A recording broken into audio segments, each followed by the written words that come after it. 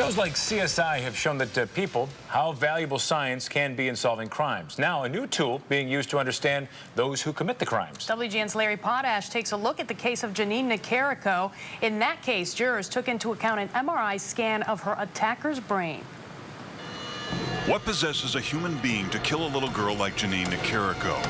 What's happening inside the mind of that kind of killer? The thing that makes people like Brian Dugan the most dangerous is their impulsivity and their lack of remorse. They have no empathy. They have no feeling for anybody but themselves. The question is, are some people programmed for violence? The brain is incredibly complex, but new technology is being used to understand psychopaths like Brian Dugan. Dr. Kent Keel is a neuroscientist who has used functional magnetic resonance imaging, or fMRI, to scan the brains of criminals. He's scanned more criminal brains than anyone else in the world. He says based on his research, the brain function of a psychopath is abnormal.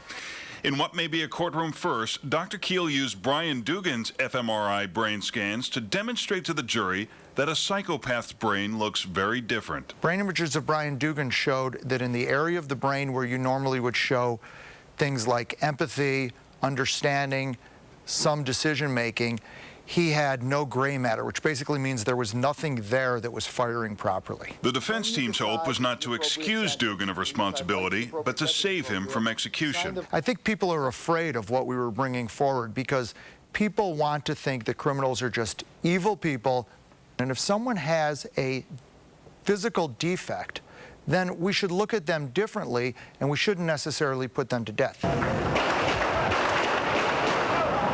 In 1982, John Hinckley Jr. stood trial for shooting President Reagan. Hinckley's lawyers used CT scans of his brain to show Hinckley's brain was smaller than normal, which his attorneys argued affected Hinckley's behavior when he shot and wounded President Reagan.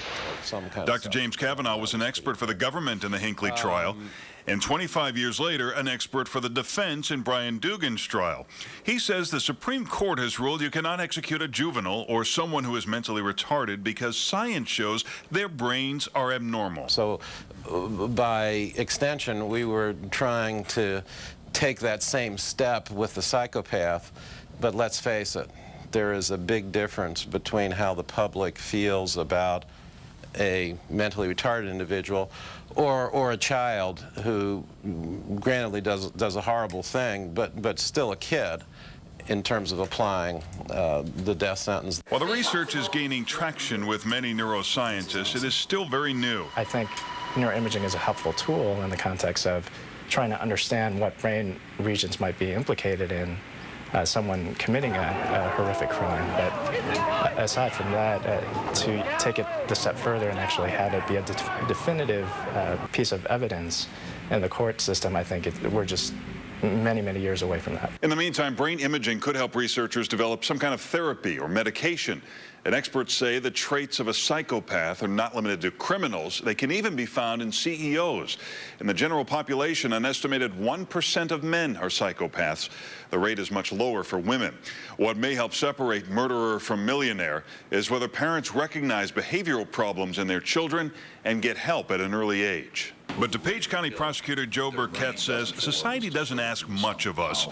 Don't murder shouldn't be a difficult rule to follow. The reality is that psychopaths can and do control their behavior when it's in their best interest to do so. Once they go down a path of criminality, they never come back. And that's what Brian Dugan did. There was a time when fingerprints and DNA were considered voodoo science. As fMRI helps scientists gain insight into the complexities of the criminal mind, it may help society determine how to punish criminals and how to protect us from psychopathic killers. Larry Potash, WGN News.